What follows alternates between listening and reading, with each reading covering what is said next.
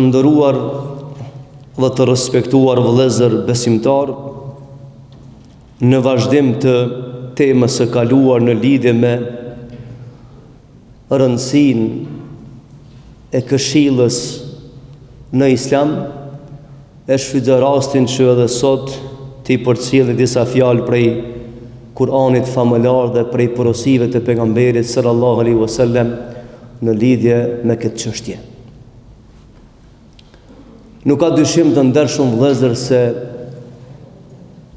jeta na ka mësuar se shpesh herë rezultati i një çështje varet prej këshillës së njeriut. Shpesh herë njeriu dështon në jetën e bote për shkak se nuk ka pas informacione të sakta, për shembull për një çështje në fjalë, ose i ka munguar këshilla e duhur, ose ka qenë për atyre që nuk e ka marrë fare, ose se ka përfill fare këshillën që ja ka dhënë dikush. Vëllezër të ndershëm, në Islam e kemi obligim të domosdoshëm me i këshillu njerëzit. Në Islam këshilla nuk është opcion që e zgjedh njeri apo don me vepru apo don me vepru. Por në Islam këshilla është e domosdoshme. Ata që e din njeriu e ka për obligim me ja thonë, në momentin e duhur, në kohën e duhur, në thana të duhura, kushdo dhe çfarë do mënyre që t'jetë përballë tij. Para në xhuman e kaluam bisedum që është këshilla dhe sot do t'i përmendi po ashtu disa çështje të rëndësishme në lidhje me atë se çfarë ka rol këshilla në jetën e kësaj bote. Vëllezër të ndershëm, në ka thonë pejgamberi sallallahu alaihi wasallam se muslimanin këtë dunja i ka 6 obligime përballë njerit. Janë 6 detyra që i ka njeriu përballë tjetrit. Nëse mund të thonë 6 hake i ka njeriu përballë tjetrit. Në jetën e kësaj bote njeriu i ka, do me thonë, 6 obligime ndaj tjetrit. Dhe tjetri mund me qenë antari familjes, mund me qenë shok, mik, dashamir, njeri rëndomt, por që ti ki obligim ndaj ti. Obligimi parë që ka njeriu ndaj njeriut, sepse mi të full për të këshilla, dhe pejgamberi na thotë se njeriu i ka 6 obligime ndaj tjetrit. Muslimani ka 6 obligime ndaj tjetrit. E para ka thonë me përshëndet me fjalë të mira. Përshëndetja, për shembull vëllezër, është obligim i muslimanit ndaj muslimanit. Është edukate njeriu ndaj njeriut. Është respekt i njeriu ndaj njeriut. Për shembull takosh në rrugë, shen në rrugë, e përshëndet. Dhe ti del pe obligimin ndaj tij. Për shembull mirëdita, mirëmëngjes, selam aleikum, e kështu me radhë. Edhe përfundon obligimi yt ndaj tij. Dhe ajo ka për pasaj obligim me ta kthy përgjigjen në mënyrën më të mirë të mundshme. E dyta, për obligimeve që ka njeriu ndaj njeriu të vëllezër, e pse se kemi temën këtu, po të mërimit e këshilla. Për obligimeve që ka njeriu ndaj njeriu është më u përgjigj thirrjes. Për shembull, të ka ftu në familje me një aheng familjar, darsëm, iftar, ku e di çka, të ka ftu, e ki për obligim ju përgjigj. Por derisa në atë konak, në atë manifestim, nuk përdoren gjanat e ndaluara, që i ka bë haram Allahu xhelle wala. Nëse të fton, e ki për obligim ju përgjigj. Për shembull vëllezër, një tradit, një adet shumë të keq që e kemi ne shqiptarët. Njëri të thirr një iftar. Si shembull, iftari dihet, është adhurim ndaj Zotit Madhreshëm, shpërblim. Dhe çka thot ky, thot hajt se të kallëzoj po ajo. Jo, hajt se të kallëzoj po ajo. Jo, kjo punë nuk shkon në tekne. Me po çuçi ki disponimin ti, duke mos e llogarit që ai ka bë për shembull buk për ty, ka bë shpenzim për ty, ka shpenzuar dhe ti, shtrihen në shtëpi thuaj se pe një roj s'po shkoj s'ban kështu. Nuk ban kështu. Duhet me kohë me tregu. Ta pejgamberi me ka obligim njeriu me ju përgjigj ftesës së njeriut. Të ka ftu, thu me kohë 1 orë, 2 orë ose gjysmë dite që ta caktoj kohën me lejen e Zotit Madhreshëm. Por jo me injoru. Jo mi dhon po e me dal jo. Pas një arsye. Sepse në ditë prej ditëve, për çat angazhim që ka bëj për ty, për çat investim që ka bëj për ty, çka dosh më të neru, të vjen dita dhe jep llogari para Zotit për këtë punë. Pra e kemi obligim ju përgjigj ftesës, por derisa thirrsi nuk i shkel ligj e Zotit. Nëse i shkel ligj e Zotit, se kemi asnjë obligim ndaj tij. Na fton thu na falim herës. Zvi, kaç. Sepse me qëndru besnik ndaj Zotit është më e rëndësishme se sa gjithçka tjetër. Shkurtimisht, e treta prej obligimeve që i kemi ndaj muslimanit është për shembull vëllezër përballë ose afër njerit. Qëllon ai njeri i smut, edhe t'ia vrejnë shenjat e smundjes. Edhe ai lutet, du të më lutet edhe ti për ta. O Allah e pishërim. Nëse se thu me zot, ma thu e në heshtje. O Allah, letoj e kësë provë. O Allah, je pishërim të shpejt. E kështë më radhë. Dhe prej obligimeve që kemi ndaj njerëzve, e kemi obligim vizitën tek njerëzit e smut. Këta është çështje tjetër. Për shembull, kemi akraba, kemi miq, kemi shok, vallahi edhe billahi, e kemi farz me i vizitu. E kemi obligim ndaj tyre. Me i vizitu. Dhe e pesa thot pejgamberi alayhis salam, e kemi obligim të domosdoshëm me këshillu njerin. Dhe e gjashta thot, nëse vdes, e kemi obligim me marr pjesë në ceremonitë e varrimit, dhe kemi obligim me ja fal xhenazën, me mbulu dhe me ngushtu familjen. E kemi obligim, kjo nuk ka punë hajgare, kjo nuk ka punë zgjedhje kjo. Por kemi obligim ndaj tij. Por nalmi te pesta, sepse mi të fol për këshillën. Vëllezër, nuk mundet mu përmisu njeriu pa këshill. Nuk mundet mu përmisu shoqëria pa njerëz që këshillojnë për të mirë. Nuk mund të përmisohet, për shembull, komplet një garnitur njerëzish nëse mungon këshilla. Por këtë arsye Islami e ka bën feja, Kurani e ka bën obligim të domosdoshëm këshillimin mes njerëzve. Sepse nëse mungon këshilla mes njerëzve, o një prej shkaqeve që ajo shoqëri degenerohet, shkatërrohet, prishet. Një prej shkaqeve që rrëzohet, shkatërrohet shoqëria është kur mungon këshilla e mirë, sepse nga njerë njeriu s'ka ndoshta kohë, s'ka mundësi me ra në kontakt me të vërtetën. Ai që e din të vërtetën e ka për obligim me ja thonë. Nëse s'ja thu të vërtetën, nëse se këshillon, e ke tradhtu veten dhe e ke tradhtu ata i cili ka jetu me ty. Dhe përgjegjësia është e madhe para Zotit të Madhreshëm.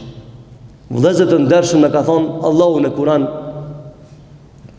se njerëzit këtë dunja, shoqëritë këtë botë mund të shkatërrohen për ashtim ato të cilët katër çështje, ato që besojnë në Zot, bëjnë vepra të mira, këshillohen mes veti dhe bëjnë durim në proceset jetës. Këta nuk dorëzohen kjo shoqëri. Ndërsa nëse mungon besimi, mungon vepra të mira, mungon këshilla dhe mungon durimi në jetën e bote, edhe perandorin kofsh të vjen fundi. Shumë shpejt shkatërrohesh. Kur lexon perandori të ndryshme të botës, që kanë sondu me 1000 vjet, edhe i lexon shkaqe çysh janë shkatërru çuditësh po shpejt.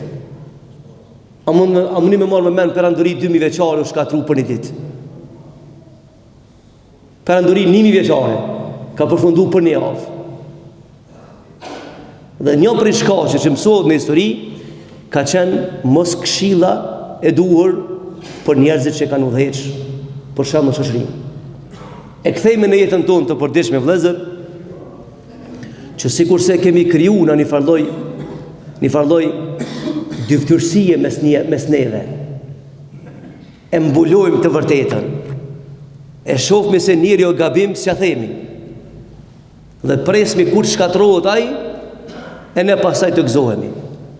Jo, sot kjo cilësia e muslimanit. Kjo sot cilësia e njerëzve të dishëm, njerëzve të mirë.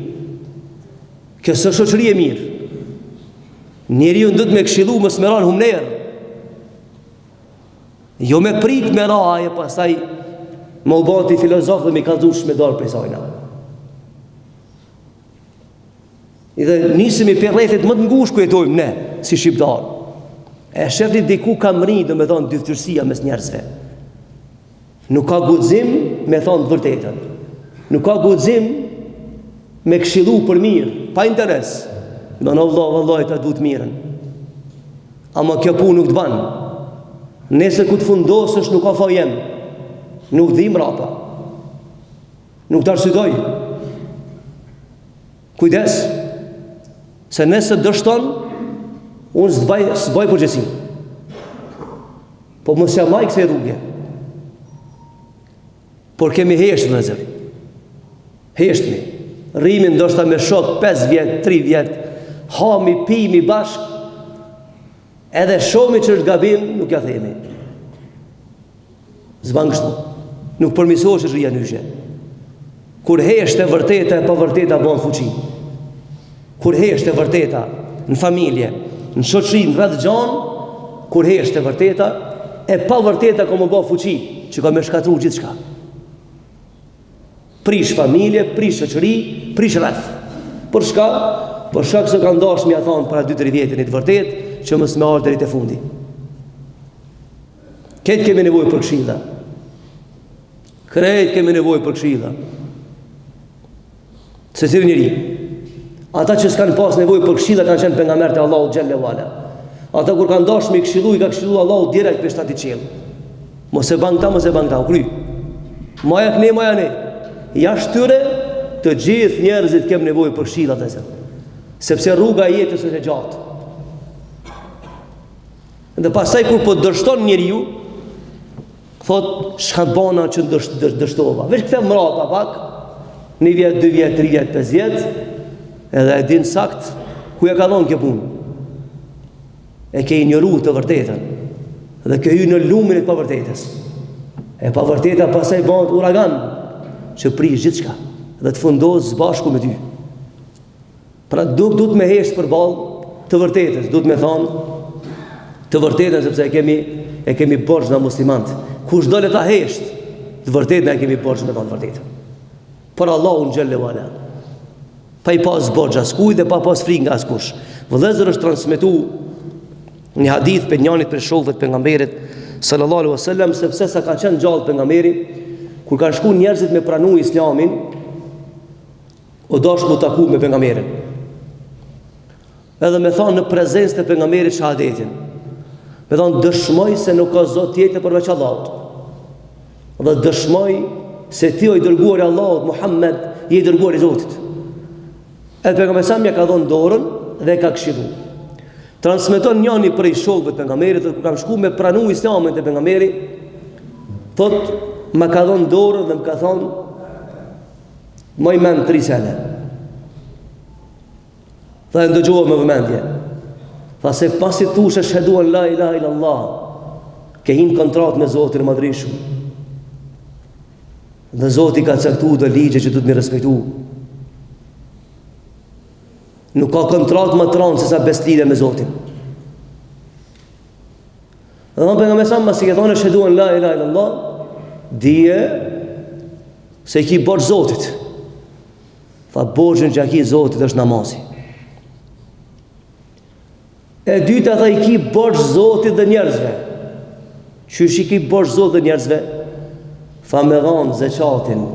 Nëse të pasuron Allah, është pasuri e Zotit. E ki borxh me dhanë zeqatin, sepse i ki borxh fukarave. Ti të dhanë zeqatin, i ndihmon fukarave.